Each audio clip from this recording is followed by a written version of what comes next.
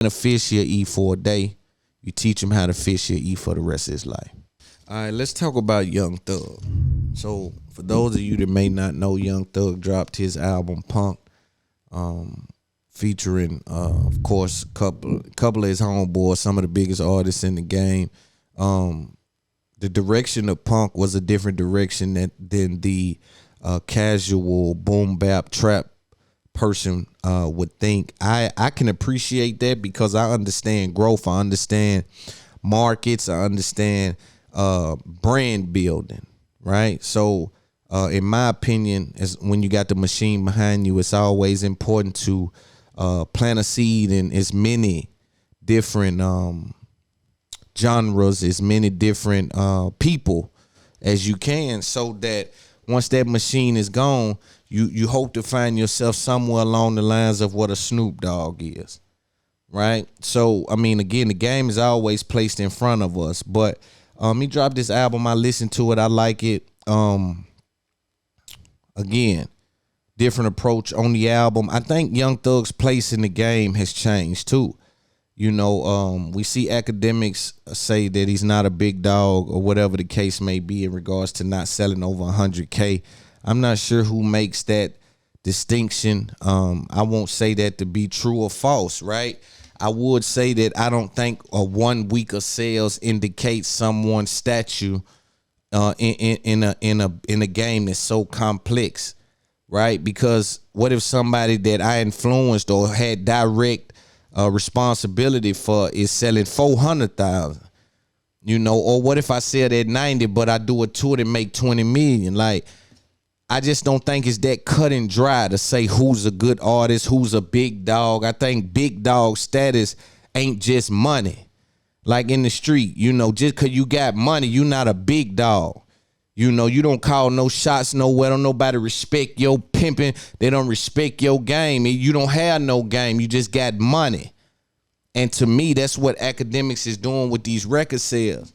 I think Thug's a big dog in the game. I think Meek Mill's a big dog in the game. Again, my analogy says that just in the street, just because you got money, don't make you a big dog. Okay, so I'll tell Akademiks to use the same thing he used on BET. You saying that BET ain't a big dog, but they got more clout or more history and more culture equity than anyone.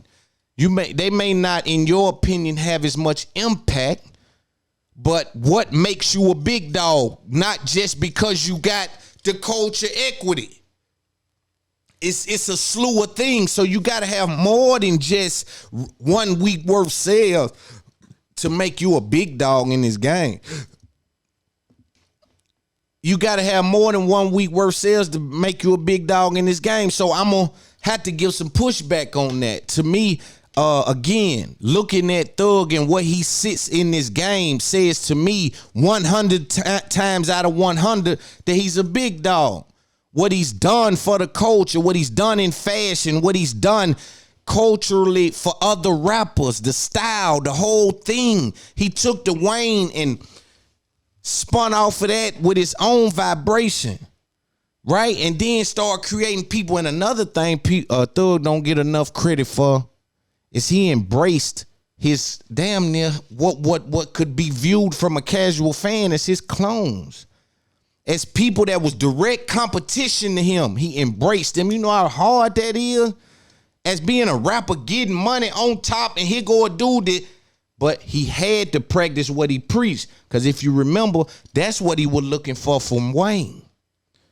So when you see a dude carry out their expectations, I think you need to speak about that even more, because dude embraced people that a label could have signed and made his direct competition. Them dudes had his style, his look, his everything, but you know what? He wrapped his arm around him. This my people. Y'all embrace him. Embrace him. And them boys went off to get, they went off to turn up and do their thing. You know what I'm saying? But it's just no media person said anything for the South or said anything for Thug or Meek. And I wanted to present that pushback on that point that was made. Again, one thing ain't never made nothing a recipe. Yeah. And it's a recipe to be a big dog. It ain't no one thing to make you no big dog. So you can't come at me saying, yo, this week of sales made this person a big dog. Like, let's relax on that and let's embrace the game as it is changing and know big dog look like Thug look to me because he got Gunna.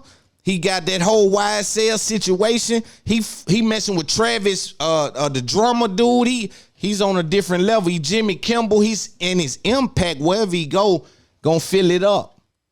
People coming. You know what I'm saying? And so I just want to kind of push back on that. And the same with Meek. Meek's tour doing good.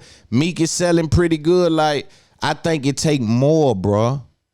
It take more than just one thing to make you a big dog. And also with speaking on the Pooh Shiesty and NBA Youngboy, just the legal things with the war on rappers from law enforcement. You see when they got with Meek, see this is the problem when you messing with money. When you mess with me, now I got some people on you that I done forgave you and let it go. And they still being tedious and messing with you and filing shit. And you got them billionaires on you over there. We done named it something now. All the money we funneling through, we slick writing it off. So now we done set up something to be constantly on y'all ass about what y'all be doing. Because it's not because you mess with Lil Ray out the projects.